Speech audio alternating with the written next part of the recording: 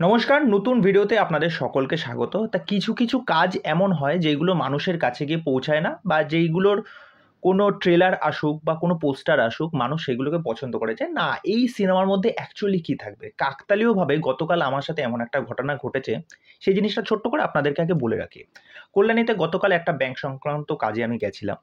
তা সেখান থেকে বলা হয় আপনার এই কাজটা হতে একটু দেরি লাগবে। তা এই গরমের মধ্যে আবার বাড়ি ফিরে যাব, তা কী করব, কোথায় যাব, সত্যিই কোনো দিক বিদিক নেই। আমার ওখানে কেউ পরিচিতও সেরকম নেই যে কারোর বাড়িতে গিয়ে উঠব।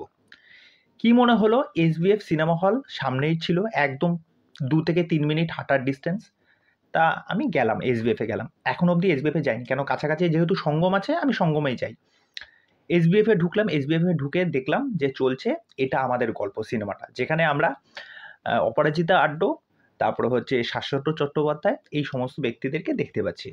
তা ভাবলাম দেখা যাক, এসিও আছে, ঢুকি সিনেমা দেখতে। বিশ্বাস করুন, ২ জন মোটে ছিলাম, আমি আর আরেকজন, আর কেউ ছিল না। কেননা দুপুরের শো, ওই ভরা গরমের মধ্যে কারোর ইচ্ছা হবে না সিনেমা হলে গিয়ে সিনেমা দেখি, তাও এরকম একটা সিনেমা। তা সিনেমাটা কীরকম, এক ফোঁটাও বলছি, এক ফোঁটাও এক্সপেকটেশন ছিল না সিনেমাটা কেমন হবে কী হবে। শুধুমাত্র ঠান্ডা হওয়ার জন্যই কিন্তু সিনেমাটা দেখতে গেছিলাম। এটা একদম ভিডিওতে আমি মানে দাবি সহ বলছি, শুধুমাত্র ঠান্ডা হওয়ার জন্যই গেছিলাম।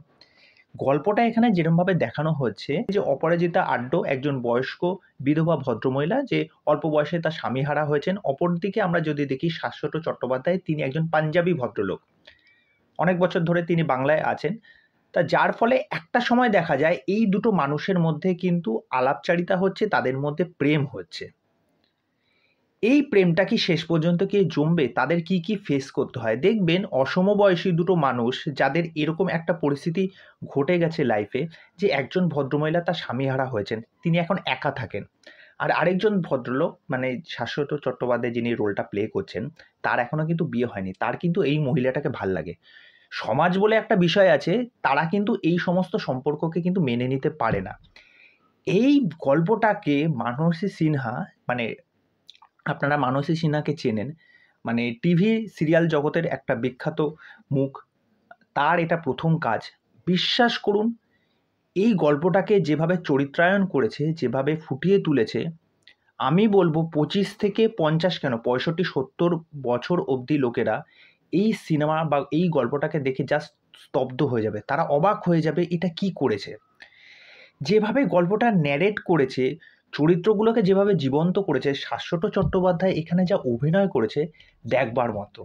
প্রথম দিকে বলে রাখি যে এখানে যে কয়জন স্টারকাস্ট আমরা দেখতে পাচ্ছি, অপরাজিতা আড্ড, শাশ্বত চট্টোপাধ্যায়, খরাজ মুখার্জি রয়েছে, কনীনিকা রয়েছে, প্রত্যেকটা ক্যারেক্টার খুব দুর্দান্ত অভিনয় করেছে, তাদের যে কটা রোল আছে। এরপর অপরাজিতা আড্ডর একটা আলাদা ফ্যামিলি আছে, শাশ্বত চট্টোপাধ্যায় একটা আলাদা ফ্যামিলি আছে।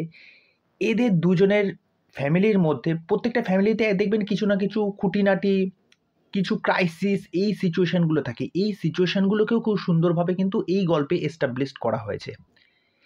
এই যে বিষয়টা নিয়ে আসলো, এই যে আমাদের সমাজে এই যে সম্পর্কগুলোকে যে একদম মেনে নেওয়া যায় না। আজকে যদি আমার ফ্যামিলিতে বা অন্য কারো ফ্যামিলিতে যদি এই বিষয়টা থাকে, আমরা যদি জানতে পারি, তখন আমরা কি রিঅ্যাকশন দিই? যে ছি, ছি, এটা কখনো হতে পারে? এই জিনিসটা কখনো পসিবল? একাকিত্ব কিন্তু সবচেয়ে বেশি ভয়ঙ্কর। সেই জায়গা থেকে এরকম একটা রিয়েলিস্টিক গল্পকে এইভাবে তুলে মানে সমাজের মুখে এক প্রকার চাপড় দেওয়ার মতো। হ্যাঁ, মানে একটা মানুষেরও কিন্তু আরেকটা মানুষকে দরকার কথা বলার জন্য, তার মনের কথা শেয়ার করার জন্য, তার সমস্ত ভালো-মন্দ শেয়ার করার জন্য। এই গল্পতে আপনারা সেই বিষয়টাই কিন্তু পাবেন। আর এটার এন্ডিং পোরশন যেভাবে গিয়ে শেষ করেছে, ক্লাইম্যাক্সের দৃশ্য, সেটা গিয়ে জাস্ট হয়ে গেছি। মানে গল্প তো প্রথম থেকে একরকমভাবে চলছে, ওঠা-পড়া সেরমভাবে যাচ্ছে, একটা ফ্লো এর মধ্যে দিয়ে যাচ্ছে। শেষে গিয়ে এটার ক্লাইম্যাক্সটা যেভাবে শেষ হয় না, আমি জাস্ট অবাক! মানে এটা কি হলো? আর এখানে গানগুলো, যে কটা গান আমি শুনতে পেলাম, একটা গান বাদ দিয়ে ২-৩ টে বা ৪ টে গান রয়েছে, আমার ঠিক মনে পড়ছে না। গানগুলোও কিন্তু ভালো লেগেছে।